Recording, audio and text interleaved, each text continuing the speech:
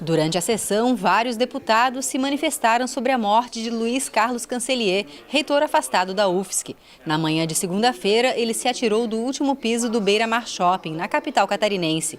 O corpo foi velado na universidade e enterrado em Florianópolis. A forma trágica com que ela aconteceu, a única alternativa encontrada para salvaguardar a sua própria honra, ferida com uma história dedicada à comunidade catarinense, à educação, toda uma trajetória, a única forma, a forma mais difícil, mais dolorida, de salvaguardar a própria honra, tirando sua própria vida. Um momento muito triste, de luto que o Estado de Santa Catarina vive, mas também todas as 63 universidades federais de todo o nosso país, com a participação de muitos reitores que manifestaram a indignação da forma como foi conduzida todo esse processo, enfim, de investigação, de prisão do nosso reitor, sem permitir o contraditório.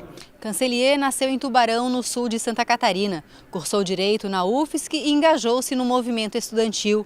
Interrompeu os estudos para trabalhar como jornalista e depois assessorando parlamentares catarinenses. Voltou para a UFSC e se especializou em Direito. Fez mestrado e doutorado na área. Foi contratado como professor e chegou a chefiar o departamento. Em 2016, foi empossado reitor da UFSC para uma gestão que iria até 2020. No mês passado, em 14 de setembro, essa trajetória foi interrompida. Foi preso pela Polícia Federal por suspeita de interferir nas investigações sobre desvios de verbas em bolsas de educação à distância. Foi também impedido pela Justiça de entrar no campus universitário. Cancellier sempre negou as acusações.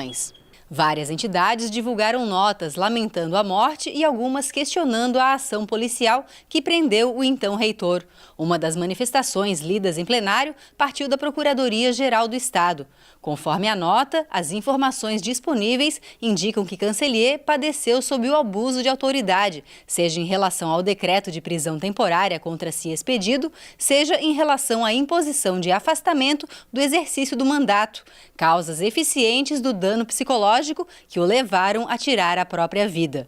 Os deputados abordaram o assunto.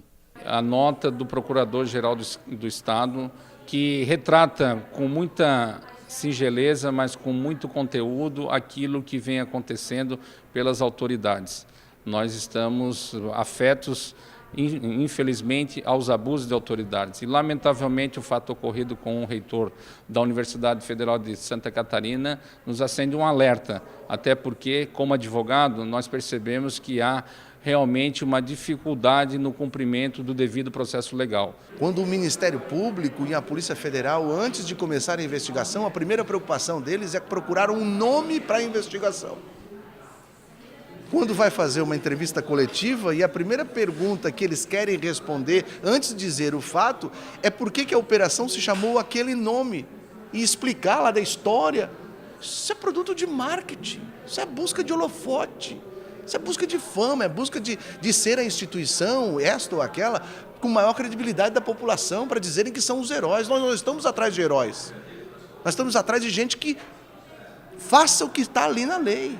E o que foi feito com ele foi uma parafernália, um espetáculo que levou ele à morte. E a minha pergunta, a Justiça determinou que ele voltasse à universidade por 2h30.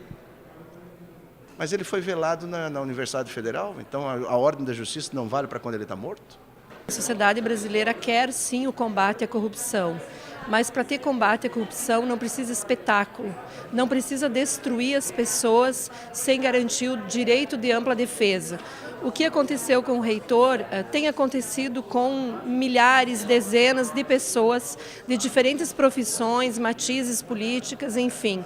E o que eu acho que nós precisamos refletir é até onde vai isso.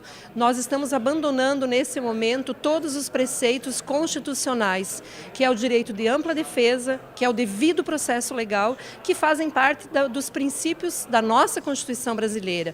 E é claro que nesse processo de espetacularização do combate à corrupção, há pessoas que não conseguem ver a sua vida destruída, a sua imagem, a sua história. Então nós não entramos aqui no mérito do fato em si, do conteúdo da denúncia, porque isso eu entendo que cabe aos órgãos apurar e cabe então a punição quando nós tivermos a conclusão e a sentença final. Mas o caso do reitor fez refletir sobre as formas, estratégias de investigação. Primeiro a mídia sabe, destrói o cidadão e depois ele vai se defender. Então acho que cabe uma grande reflexão e nós repudiamos, como presidente da Comissão de Educação também, que a vida de um cidadão, de um profissional da área da educação tenha sido tão destroçado e terminado desta forma trágica.